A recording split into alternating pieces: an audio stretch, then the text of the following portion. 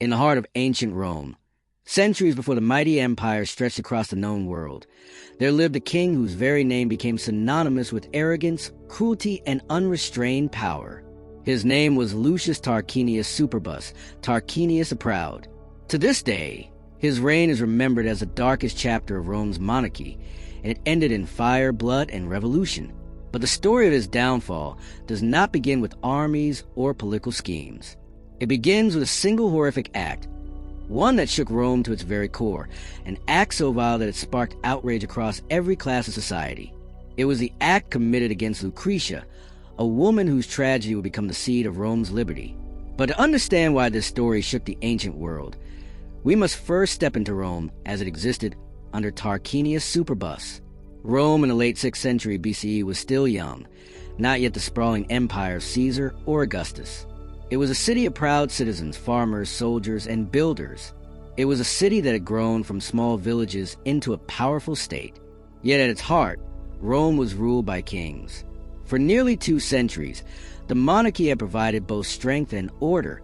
But by the time Tarquinius seized power, the crown had become poisoned with corruption. Tarquinius was not born a rightful king. He clawed his way to the throne through blood. He betrayed and murdered Servius Tullius, the 6th king of Rome, seizing the throne for himself. From the very beginning, his rule was marked by cruelty and fear. He silenced dissent, exiled or killed opponents, and forced Rome to bow beneath his will. Where earlier kings had ruled with some measured justice, Tarquinius ruled with suspicion and rage. The people whispered about his arrogance. The senators despised him but feared his wrath. And his family, his sons, learned from his example. They learned to take what they wanted, to value power above honor, to see the people of Rome as tools and playthings. It was this poisonous lesson that would soon lead to the act that destroyed the monarchy forever. The story begins in a time of war. Rome was locked in conflict with the Etruscans, their northern rivals. The Roman army, commanded by Tarquinius' sons and noble allies, was encamped far from the city. It was there, among the tents and fires of military camp, that a fateful conversation unfolded. The Roman commanders gathered one evening, drinking and boasting as soldiers often did in times of war. They spoke not of battles or strategy, but of women, their wives who waited back in Rome. Each man bragged about his wife's beauty, her virtue, her loyalty. But soon the boasting turned to rivalry, and the men began to argue over whose wife was the most virtuous. Among them was Sextus Tarquinius, the king's son, arrogant, entitled, and cruel. Sextus was a mirror of his father's worst qualities. He scoffed at the other men's claims. "Words are wind," he sneered. "Any man can praise his wife, but how do we know who speaks the truth?" The men, spurred by drink and pride, decided to settle the question. They would ride back to Rome in secret and see with their own eyes what their wives were doing in their absence. Each man imagined catching his wife in some act of laziness or indulgence, something that would prove her less virtuous than the rest. So under the cover of night, the group mounted their horses and rode swiftly toward the city. One by one, they arrived at their homes. At each stop, they found noble women dining, gossiping, or enjoying themselves, surrounded by luxury. But when they reached the home of Collatinus, their laughter faded. Collatinus was a Roman noble, a cousin of the Tarquins, and one of the men present at the camp. His wife was Lucretia. When the men entered his house, they did not find Lucretia feasting or idling away her time. They found her in the lamplight, seated among her maidservants, spinning wool late into the night. She was quiet, diligent, graceful, and modest. The contrast was striking. While the other women indulged in comfort, Lucretia devoted herself to work and to the household. The men were stunned, and in that moment, Sextus Tarquinius' eyes fell upon her, and something dark stirred within him. Lucretia was not only virtuous, she was breathtakingly beautiful. Her features shone in the flickering light, and her calm dignity only magnified her beauty. For Sextus, who was raised to believe nothing was beyond his grasp, desire turned instantly into obsession. He wanted her, not with the honorable heart of man seeking love, but with the violent hunger of predator. He said nothing that night. The men laughed and admitted defeat, praising Lucretia as the most virtuous of Roman women. Collatinus swelled with pride, but Sextus's silence was heavy, and in his mind, the decision was already made. He would take her. Days passed. The army returned to its campaign. Life in Rome carried on as usual, but in Sextus's heart, the fire of desire grew hotter, twisting into something monstrous. He was a prince, the son of a king.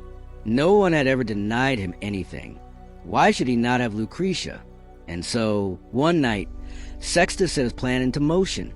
He slipped away from the army camp, riding under cover of darkness toward the home of Collatinus. When he arrived, Lucretia welcomed him with the grace and hospitality that defined her character. In Roman culture, the bond of guest and host was sacred. To open one's home was to extend trust, to honor the gods of hospitality. Lucretia offered Sextus food, wine, and shelter for the night. She did not know that behind his smile, a storm of violence was brewing. The hours passed. The household fell silent as servants retired and the lamps burned low. Lucretia prepared for sleep, never suspecting that the man she had treated with respect and kindness would soon betray every law of God and man. Deep into the night, Sextus rose from his bed. He moved through the dark halls until he reached Lucretia's chamber. The air was thick with silence, broken only by the beating of his heart and the faint crackle of oil lamps. He pushed open the door and entered her room. There she lay, Lucretia, the model of Roman virtue, sleeping in peace. Sextus's shadow fell across her, and his mind raged with lust and power. He woke her, and when she saw him standing over her bed, confusion turned to fear. "What is this?" she whispered. "Why are you here?" Sextus did not answer. Instead, he drew his sword. The steel glinted in the dim light as he pressed it to her skin. In that moment, Lucretia realized the horror she faced. The son of the king, a man bound by kinship and guest right, had come not as a friend, but as a predator. The sword gleamed in the faint lamplight, and Lucretia froze, her breath catching in her throat. Sextus Tarquinius stood above her, the steel pressing lightly against her skin, cold and unyielding. His eyes burned with lust and cruelty, the eyes of a man who had never been denied. "Stay silent," he hissed, "or you die." Lucretia's heart pounded. She was a Roman matron, the wife of Collatinus, a woman known for her virtue. Honor and dignity were the foundation of her life. But now, with the sword threatening her, she faced a terror she could not escape. She tried to reason with him. "You are a guest in my house. The gods themselves guard the bond between host and guest. Do not dishonor yourself, Sextus. Do not stain my home with this evil." But Sextus sneered. "Do you think I fear the gods? Do you think I fear your husband or your family? I am the son of the king. I take what I want." Lucretia's voice trembled as she pleaded, but Sextus was deaf to her words. He pressed the blade harder, and with a twisted smile, he delivered a threat that turned her blood to ice. "If you resist me, if you cry out, I will not only kill you," he whispered, leaning close, "but I will place your body naked beside a slave. I will say you were caught in adultery. I will say you died in shame. Your honor, your family's honor, it will all be destroyed." The cruelty of it was unbearable. Sextus knew what he was doing. In Rome, a woman's honor was her life, and her family's reputation rested upon her virtue. To lose that was worse than death. By twisting her fear of dishonor into a weapon, Sextus trapped her completely. And so, under the weight of his sword, Lucretia could do nothing. Her body was forced, her spirit broken, her trust betrayed in the most horrific way possible. When it was done, Sextus left her chamber without shame, his arrogance intact. He had satisfied his hunger, believing there would be no consequence. After all, who would dare accuse the king's son? But Sextus underestimated the strength of Lucretia's spirit. Though she had been violated, she was not destroyed. When dawn came, Lucretia did not hide her face in silence. She did not cower in shame as Sextus had hoped. Instead, she called for messengers. From her home, she summoned her father, Spurius Lucretius, and her husband, Collatinus. She also sent for two others, Lucius Junius Brutus, a cousin of the Tarquins, and Publius Valerius, a nobleman of great respect. When they arrived, they found her pale and shaken, but her eyes burned with fierce resolve. Her husband rushed to her side. "Lucretia, what has happened? What sorrow grips you?" With steady breath, she told him everything. She spoke of Sextus, of his betrayal of Guestrite, of the sword at her throat, of the vile threat that had left her powerless. She left nothing unsaid, her words cutting like fire into the hearts of her listeners. Her father trembled with grief, while Collatinus raged with fury. Brutus, though known for his quiet and almost foolish demeanor, listened in silence, his eyes dark and watchful. When she had finished, they tried to comfort her. "You are innocent," Collatinus said. "The crime is his, not yours. The stain is on him, not on you. No dishonor will fall upon your name." But Lucretia shook her head. Her voice was steady, but her heart was heavy with despair. "It is not I who bear the guilt," she said, "but the shame of what has been done cannot remain unpunished. If I live, I will be a symbol of dishonor, though I am blameless. Rome must see that this crime cannot stand." She looked at them one by one, her eyes fierce and unwavering. "You must swear to me that Sextus Tarquinius will pay for what he has done.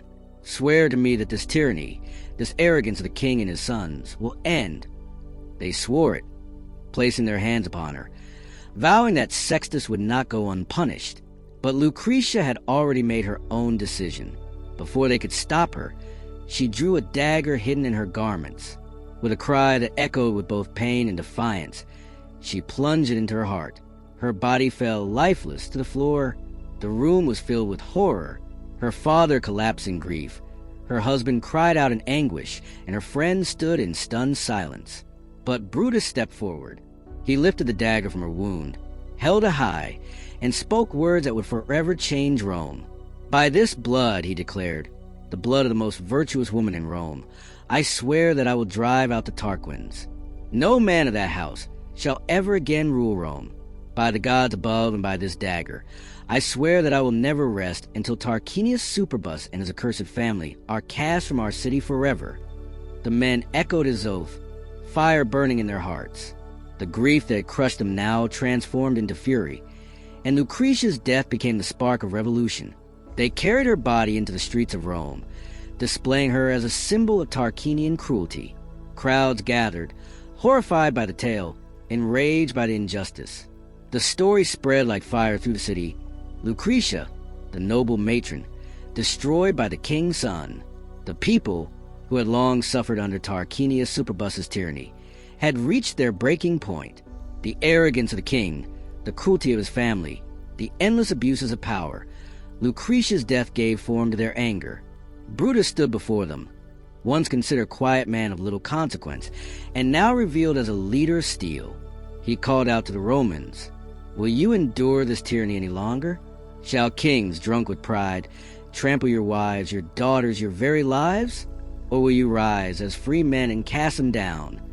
The people roared their answer. In the days that followed, chaos erupted.